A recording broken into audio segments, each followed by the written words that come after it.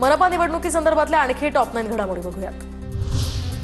AB form मिळणाऱ्या उद्धव कांबळे यांची अखेर माघार, तर गुन्हा दाखल झाल्यामुळे पक्षाच्या आदेशानुसार उद्धव कांबळे यांना घ्यावी लागली माघार। एकनाथ शिंदेंनी मला शब्द दिलाय, पक्ष मला योग्य तो न्याय देईल असा कांबळेंचा दावा। नाशिकमध्ये दीपक बडगुजर यांची प्रभाग क्रमांक 25 मधून माघार, मात्र प्रभाग क्रमांक 29 मधून लढण्यावर ठाम। दीपक बडगुजर हे सुधाकर बडगुजरांचे पुत्र। छत्रपती संभाजीनगरमध्ये भाजपला बंडखोरांना रोखण्यात यश, 69 पैकी 54 जणांची निवडणुकीच्या मैदानात माघार, तर 15 जण अजूनही निवडणुकीच्या रिंगणात।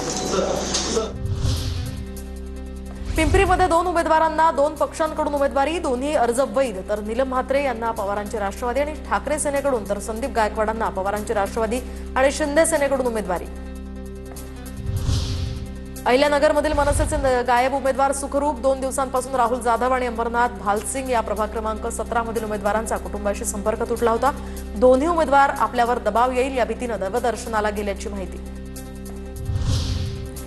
राष्ट्रवादीकडून आंदेकर कुटुंबामध्ये लक्ष्मी आणि सोनाली आंदेकर या 2 महिलांना उमेदवारी। आयुष कोमकरच्या आईने घेतली अजित पवारांची भेट। आयुष कोमकर हत्या प्रकरणामध्ये बंडू आंदेकर हे अटकेत।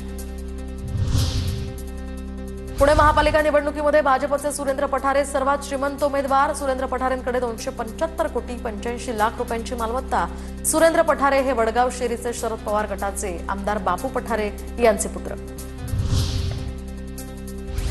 ठाकरेंच्या सेनेकडून पक्षाच्या ट्विटर अकाउंटवर अजित पवारांचा जुना व्हिडिओ ट्विट। ज्यांच्या वडिलांनी आजोबांनी पक्ष स्थापन केला त्यांच्याकडून पक्ष आणि चिन्ह काढून घेतलं। जुन्या व्हिडिओमध्ये अजित पवारांचं हे वक्तव्य। निवडणुकीच्या रणधुमाळी संदर्भातल्या टॉप 9 घडामोडी बघूयात। मी मुख्यमंत्री आहे तोपर्यंत कोणत्याही संस्थेमध्ये राजकीय हस्तक्षेप होणार नाही, मात्र साहित्यामध्ये राजकारण आणू नये एवढीच अपेक्षा। साताऱ्यातल्या साहित्य संमेलनात मुख्यमंत्री फडणवीसांचं भाष्य। भाजपात हप्तेखोरी सुरू असल्याचे माझ्याकडे पुरावे। उपमुख्यमंत्री अजित पवारांचा भाजपवर गंभीर आरोप, तर अर्बन स्ट्रीटच्या नावाखाली रस्त्यांची वाट लावल्याचाही दावा। राहुल नार्वेकर आणि हरिभाऊ राठोड यांच्या वादाचा व्हिडिओ व्हायरल। नार्वेकर आणि राठोड यांचा निवडणूक कार्यालयामधला हा व्हिडिओ व्हायरल। अर्ज भरण्याच्या शेवटच्या दिवशी वाद झाला होता। राहुल नार्वेकरांविरोधातील आरोपांची निवडणूक आयोगाकडून दखल। निवडणूक आयोगानं मनपा आयुक्तांकडे मागवला अहवाल। राहुल नार्वेकरांनी अर्ज भरणाऱ्या उमेदवारांना धमकावल्याचा विरोधकांचा आरोप। मुंबई ठाण्यामध्ये यांच्या पायाखालची वाळू सरकली आहे, त्यामुळे धमक्या दिल्या जात आहेत, दबाव टाकला जातोय। निवडणूक अधिकाऱ्यांवर मंत्र्यांचा दबाव। शिंदेंच्या घराबाहेरील गाडीमध्ये आरो आणि त्या आरोच्या माध्यमातून उमेदवारांवर दबाव टाकला जातोय, संजय राऊतांचा आरोप। माझ्या विरोधात फेक नॅरेटिव्ह पसरवण्याचा प्रयत्न, कायदा आणि सुव्यवस्था काही लोक बिघडवत होते, त्यांना मी समज दिली। व्हायरल व्हिडिओवर विधानसभा अध्यक्ष नार्वेकरांचं स्पष्टीकरण। मलिकांमुळे मनपात राष्ट्रवादीशी युती करणार नाही अशी बोंबाबोंब काही जणांनी केली होती, मात्र अजित पवारांनी स्वबळाचा निर्णय घेतला। निर्णयाचं स्वागत करत मलिकांचा भाजपवर निशाणा। उल्हासनगरमधील गुंडाराज संपवायचा असेल तर भाजपला मतदान करा। कलानी परिवाराचं नाव न घेता रवींद्र चव्हाण यांची कार्यकर्ता मेळाव्यातनं टीका। शहरात बदल घडवायचा असेल तर भाजपला मतदान करा असंही आवाहन। जेव्हा एखादा दलित आणि गरीब कुटुंबातला व्यक्ती राजकारणात वर जात असतो तेव्हा आरोप होत असतात। अजय सरकार काही इतका मोठा माणूस नाही की मी त्याच्या आरोपाला उत्तर द्यावं। भाजपचे आमदार किशोर जोरगेवारांचं प्रत्युत्तर। आता बघूया टॉप 9 राजकीय घडामोडी। महाराष्ट्रामध्ये फक्त मराठी भाषा सक्तीची, आपली मातृभाषा सन्मानित झाली पाहिजे। 99वे अखिल भारतीय मराठी साहित्य संमेलनात मुख्यमंत्री फडणवीसांचं भाष्य।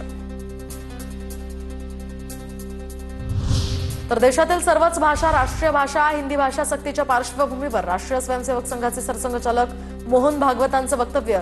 जिथे राहतात तिथली भाषा शिकली पाहिजे असंही वक्तव्य। तर मोहन भागवत हिंदीमध्ये का बोलतात, राऊतांचा सवाल। उद्धव ठाकरेंकडून हिंदुत्वात फूट पाडण्याचं काम, भावनिक राजकारण करण्यापेक्षा विकासाचं राजकारण करा, शिंदेंचा ठाकरेंना टोला। पिंपरी चिंचवडमधील विकासावरून अजितदादांकडून शरद पवारांचं कौतुक, तर भाजपच्या काळामध्ये 8,000 कोटींच्या ठेवी मोडल्या, अजित पवारांचं वक्तव्य।